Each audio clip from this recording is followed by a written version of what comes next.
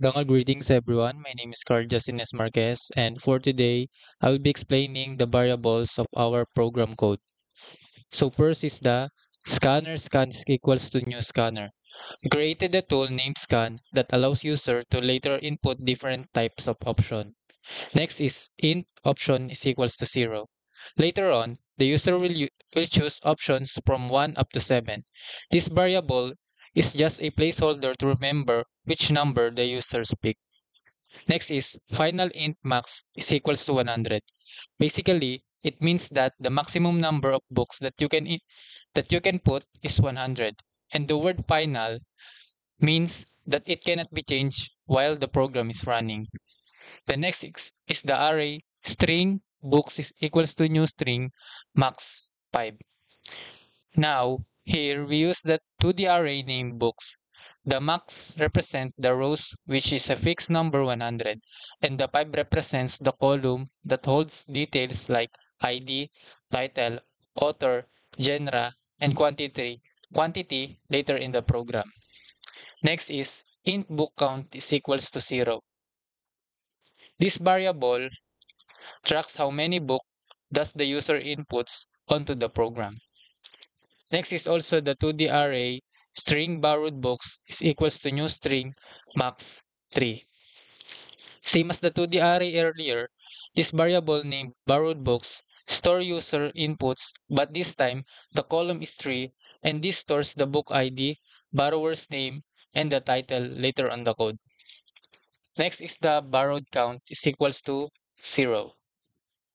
This counts how many books are currently out of loan. And last is the system.out.println. Welcome to our library management system. This simply prints a greeting message to the screen so the user knows the program has started. Dangal greetings, I am Brian Cansisio and I will be explaining the main menu loop and option handling. So this part loops until the user selects option 7, which means exit. It also shows all the main features available in the system through the menu. The try catch block ensures that the program does not crash when the user enters a character instead of a number. This makes the program stable and prevents unexpected errors during input. I will discuss option 1, which is to add books to the library. So here is the code. The first section confirms how many books the user wants to add before collecting details. It checks for invalid inputs to avoid errors and skips back to the menu if needed.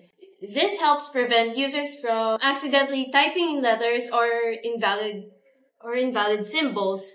It also ensures the number of books added never exceeds the system's storage. This loop handles each book entry one by one.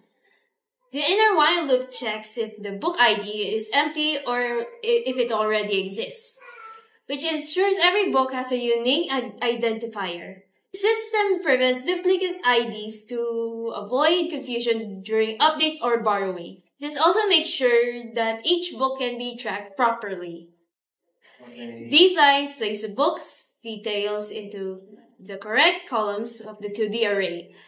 The book count increases to reflect the new total number of books saved. Each column in the array corresponds to the book ID, title, author, genre, and quantity. This structure makes sure that the data is organized and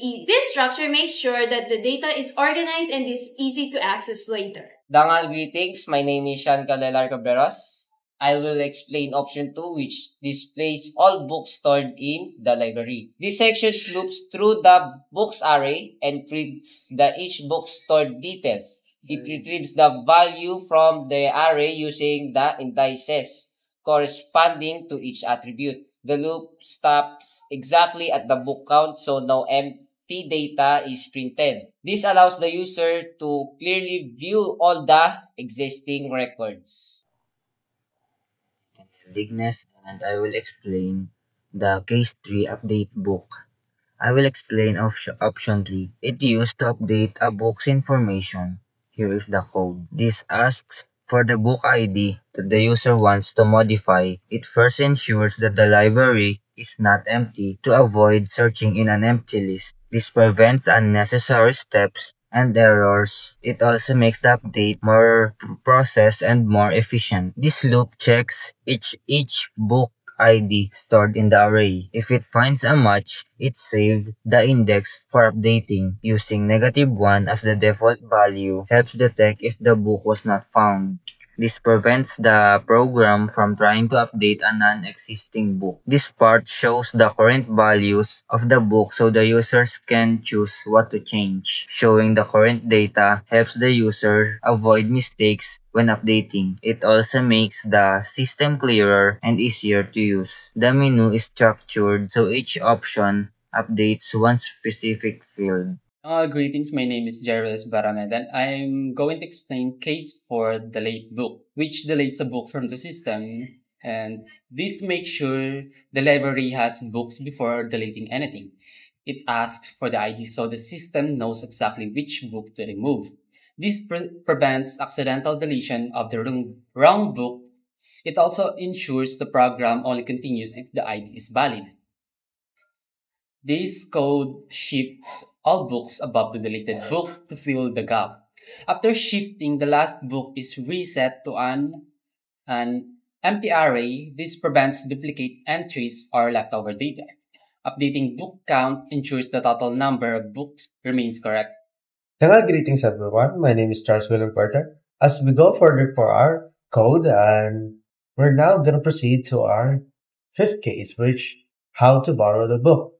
So I will explain the borrowing process, which is in the case 5. And as you can see, here's the code, and this will checks if there are books to borrow and then asks for the book ID. And if this user cannot borrow a book that does not exist, this will prevent an errors during borrowing, and also keeps the book's accurate records. And next to that is the as how to check the stock and saving borrowing records. So as you can see, there is the code, and this part will decrease the quality of the borrowed book by 1. And it also stores the borrower's name and the book title in a borrowed books array. And this will allow the system to track who borrowed that book. And the update stock number keeps the inventory accurate. So that's all. Thank you. Greetings everyone. My name is Lawrence Delaire and we will be talking about the returning books. In this section of code, this ensures there are borrowed books before continuing. Asking for book ID helps the system know which record to update. This avoids returning a book that was never borrowed. It also keeps the list of borrowed books clean. And next, the returning and updating the quantity. This increases the quantity of returned book and print the updated stock. It ensures the inventory counts stay correct after the return. The code then remove the borrow record from the borrow book array. This keeps the borrowing history up to date. And that's it for the returning book. And for the exit code, case 7, system out println \n exiting system break. This prints a closing message to show the program is ending.